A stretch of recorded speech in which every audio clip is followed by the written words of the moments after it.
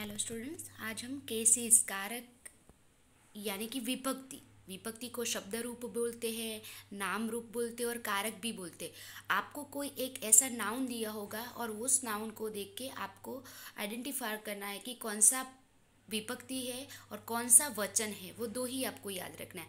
तो यहाँ पे आपको विभक्ति क्या होती है वो समझा दूँ। तो यहाँ पे नॉमिनेटिव से संबोधन तक एट तक है। तो नॉमिनेटिव को प्रथमा एक्विसेटिव यानी द्वितीय, इंस्ट्रूमेंटल यानी तृतीया, डेटिव यानी चतुर्थी, एब्लेटिव यानी पंचमी, जेनेटिव यानी षष्ठी और लोकेटिव यानी सप्तमी।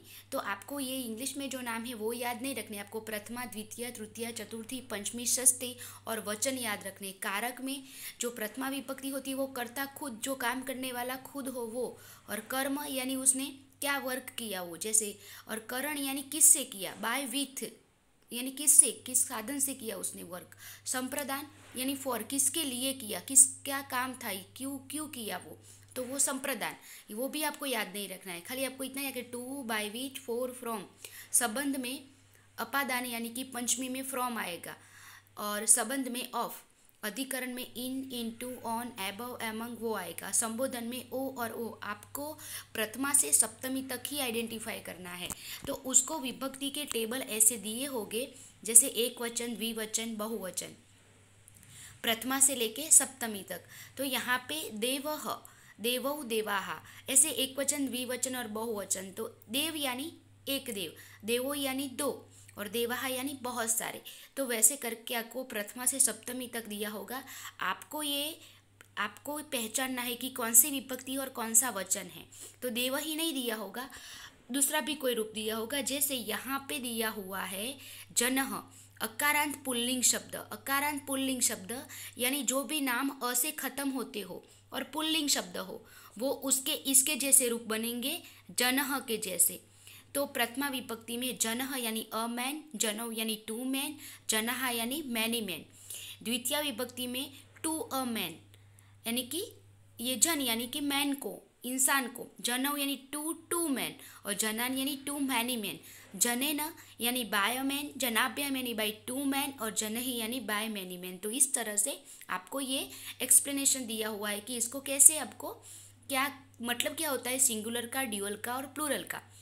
हम सिंगुलर जो है उसको लर्न पूरा ऐसे आपको अकारांत पुल्लिंग, इकारांत पुल्लिंग, उकारांत पुल्लिंग और आकारांत स्त्रीलिंग, इकारांत और उकारांत स्त्रीलिंग शब्द आपको ऐसे 8 टेबल है, आपकी 9th की बुक में है और मैंने आपको सेंड भी किया हुआ है। और 10th में आपको मैंने समझाया, उसका ये जो विभक्ति के टेबल है मैंने आपको सेंड किए हो, तो वो टेबल देखना और ऐसे आपको लर्न करना है। तो सिंगुलर को कैसे लर्न करेंगे, देखो, जनः, जनम, जनेन, जनाय, जनात, जनस्य और जने। आपको उसका लास्ट लेटर लग करके आपको याद करना है तो कर सकते हो, जैसे कि जनः, फिर जन्म में से म, जनेन में से न, और य, तस, य, ए। तो जनः मन यतस्य ए, ऐसा एक बनेगा, जनः मन यतस्य ये। फिर आपको प्रथमा से जनः, म यानी द्वितीया, न यानी तृतीया, चतुर्थी यानी य, पंचमी यानी त, और षष्ठी यानी स्य, और सप्तमी विभक्ति में जने यानी कोई भी शब्द हो, देव हो तो देवे, एक ही मात्रा लग जाती है। इस जगह पे आपको जैसे कि कोई जैसे पुल्लिंग शब्द हो अ से खत्म होता हो, जैसे हम बनाए कि हर्ष, तो हर्षः, हर्षम, हर्षेण, हर्षाय, हर्षात, हर्षस्य, हर्षे। ड्यूअल में देखेंगे हर्षौ, हर्षौ, हर्षाभ्याम, हर्षाभ्याम, हर्षाभ्याम, हर्षयोः, हर्षयोः, हर्षाः। प्लूरल में देखेंगे हर्षाः, हर्षान, हर्षै, यानी कि दो मात्रा और विसर्ग। हर्षेभ्यः, हर्षेभ्यः, हर्षानाम, हर्षेषु। उसको याद रखने का मैं तरीका बता दूँ तो सिंगुलर में हम आप ऐसे उसका एक फॉर्मेट बना के कर सकते हो कि जनः मन यतस्य ए, और ड्यूअल में नौ नौ, भ्याम भ्याम भ्याम। देखो तृतीया, चतुर्थी, पंचमी ड्यूअल में तीनों में सेम ही है, भ्याम भ्याम भ्याम। और षष्ठी सप्तमी में यो हो यानी कोई भी शब्द हो उस पर ओ की मात्रा और विसर्ग लगा हो, ये षष्ठी और सप्तमी ड्यूअल होता है, ऐसे पहचानना है। और प्लूरल में जनाहा, जनान, जनेही, और चतुर्थी से पंचमी, षष्ठी, सप्तमी में ऐसे सीक्वेंस में याद रखना।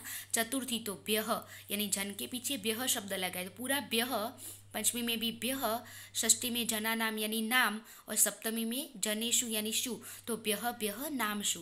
और ऊपर का जो प्लूरल का प्रथमा द्वितीय तृतीय है वो आपको ऐसे ही लर्न करना है, बाकी सीक्वेंस में आप ऐसे लर्न कर सकते हो। फिर मुनि का रूप देखो, तो मुनि के रूप में यानी इकारांत पुल्लिंग शब्द, यानी कोई भी ऐसे नृपति शब्द है, हरि शब्द है, वो सब इसके जैसे बनेंगे।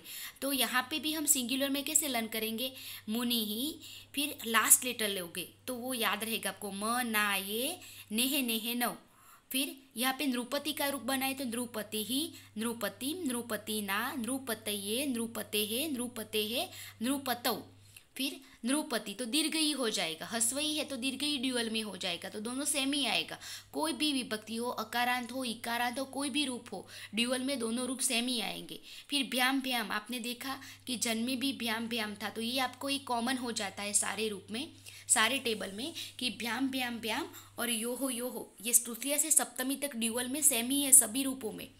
और तृतीया से आपको जन का रूप छोड़ना है। जन के रूप में तृतीया विभक्ति बहुवचन जो दिया हुआ है, ये प्लूरल, वो बहुवचन तृतीया विभक्ति, जैसे यहाँ पे मुनि भी ही शब्द है, वहाँ पे जने ही था, तो वो जन के रूप को छोड़ के बाकी के जितने भी रूप होंगे उसमें तृतीया से आपको सीक्वेंस में लर्न कर देना है। तो बिही ब्यह ब्यह नामशु, नाम शब्द आए तो समझ लेना कि षष्ठी विभक्ति बहुवचन। उसको कैसे आइडेंटिफाई करना है वह आपको एग्जाम्पल के साथ फिर बाद में लास्ट में बताऊंगी।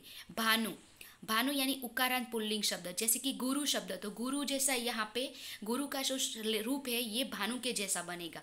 गुरु, तो गुरु तो पशु, वैसे सारे रूप, तो गुरु हो, गुरुम, गुरुणा, न और अण भी हो सकता है, गुरुणा, गुरुवे, गुरु हो, गुरव, यानी कि भानो हो, भानो हो, भानो। अब देखो यहाँ पे हस्वऊ है, नु में हस्वऊ है, तो यहाँ पे दीर्घ ऊ कर दिया, भानु भानु। और ये आप देख सकते हो कि तृतीय से पंचमी तक भ्याम भ्याम भ्याम, वो सब में सेम ही होता है।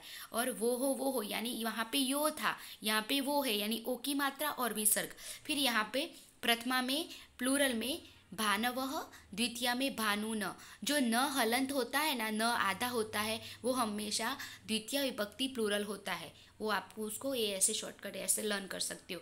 और तृतीया से बिही, बिही ब्यह ब्यह नामशु, देख सकते हो आप, तृतीया से सप्तमी तक प्लूरल में बिही ब्यह ब्यह नामशु, शु की जगह पे सु भी हो सकता है। अब यहाँ पे बाकी के जो लता, भूमि और नदी के रूप जो है वो आपको मैंने जो टेबल सेंड की है उसमें से आप लर्न कर सकते हो, जैसे मैंने आपको जन का, मुनि का और भानु का सीखा है। अब यहाँ पे आपको आइडेंटिफाई कैसे करोगे, तो यहाँ पे लिखा है उदाहरण अनुसार शब्द रूपाणा परिचय कार्यत, यानी एग्जाम्पल है वहाँ से देख के आपको शब्द रूप का परिचय करवाना है।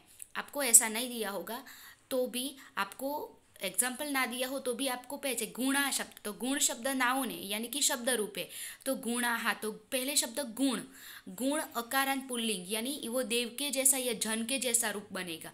तो जन में जनः, जनौ, जनाहा यानी प्लूरल, तो ये प्रथमा विभक्ति बहुवचन है। आपको आंसर में इतना ही लिखना है, यकारांत के इकारांत नहीं लिखना है, आपको खाली इतना ही लिखना है कि ये है प्रथमा विभक्ति बहुवचन। मक्षिका, मक्षिका जो है लता यानी आकारांत स्त्रीलिंग रूप है, मक्षिका यानी फ्लाई, तो मक्षिका आ से खत्म होता है और ये प्रथमा विभक्ति एक वचन है। दरिद्राय, तो पहले हमको ये इसका जो रूट है वो समझना है। दरिद्राय, तो दरिद्र अ से खत्म होता है, तो अकारांत पुल्लिंग शब्द है। अकारांत पुल्लिंग शब्द यानी जन के जैसा रूप बनेगा, तो जन का रूप में य कहाँ पे आता था वो आपको याद करना पड़ेगा। तो पहले सिंगुलर लेंगे, तो जनः, फिर मैंने सिखाया था आपको कि जनः म न य तस्य ए, तो जनः म न य, म न य यानी कि जनः लेंगे प्रथमा में, म लेंगे द्वितीया में, फिर न लेंगे तृतीया में और यह चतुर्थी में। तो जनाय, तो यहाँ पे दरिद्राय यानी चतुर्थी विभक्ति एक वचन। फिर लोकात है, तो पहले लोक क शब्द लेंगे, लोक, तो अकारण शब्द है, वो भी जन के जैसा रूप बनेगा। तो त कहाँ पे आता है, त खाली, ये जितने भी टेबल है उसमें त खाली जन में ही आता है, यानी अकारांत पुल्लिंग में ही आता है, तो प्रथमा विभक्ति एक वचन। उत्सवे यानी हम उत्सव शब्द, वो भी जन के जैसा ही बनेगा, तो वे वर्ब को एक ही मात्रा लगी है, तो जनः, फिर मैंने सिखाया था आपको ऐसे सीक्वेंस में आप फॉर्मेट बना के मनः यतस्य ए यानी कोई भी लेटर हो लास्ट उस पर एक ही मात्रा, तो वो सप्तमी विभक्ति एक वचन में आता है। तो इसका आंसर हम लिख सकते हैं उत्सवे का सप्तमी विभक्ति एक वचन। तो ऐसे इसका रूप बनेगा। फिर यहाँ पे दूसरा दिया हुआ है, देखो इस तरह से भी दे सकते कि आपको एक वचन द्विवचन में ब्लैंक देते हैं और लास्ट में तो आपको दिवस से शु, तो शु किस में आता है, मैंने बताया था आपको प्लूरल में बहुवचन में ब्यह ब्यह नाम शु, शु यानी लास्ट में सप्तमी विभक्ति बहुवचन। तो सप्तमी विभक्ति बहुवचन है तो उसका द्विवचन और एक वचन होगा दिवसे और दिवसयो हो। इस तरह से आपको ये बाकी का जो है इस तरह जो भी द्विवचन दिया हो तो एक वचन और बहुवचन लिखने का जो ब्लैंक बाकी हो उसको आपको पहले कौन सा लेटर है, कौन सा अकारांत है, इकारांत है वो समझ के फिर आपको बाद में उसका आंसर लिखना है। तो उसको लिए आपको टेबल लर्न करने पड़ेंगे, जिसका मैं शॉर्टकट मैंने बताया कि आप सिंगुलर को ऐसे कर सकते हो कि जनः मन यतस्य ये, मुनि का है तो मनाये मुनि मनाये नेह नेह नौ। फिर आपको कैसे रूप बनते हैं वो पहचान, ऐसे हरि रूप देखो तो आपको पता चल जाना चाहिए कि ये इकारांत यानी मुनि के जैसा रूप बनेगा। गुरु शब्द देखो तो आपको पता चल जाना चाहिए कि ये भानु के जैसा रूप बनेगा। तो आपको ये टेबल जो है वो एग्जाम्पल दिए हुए, तो आपको ये पूरे टेबल लर्न करने हैं, उसके जैसे कैसा रूप बनता है वो आइडेंटिफाई करके फिर उसका आंसर लिखना रहेगा। तो ये 2 या 3 मार्क्स का आएगा। 10th स्टैंडर्ड में इसको ऑप्शन के साथ दिया जाएगा सेक्शन डी में।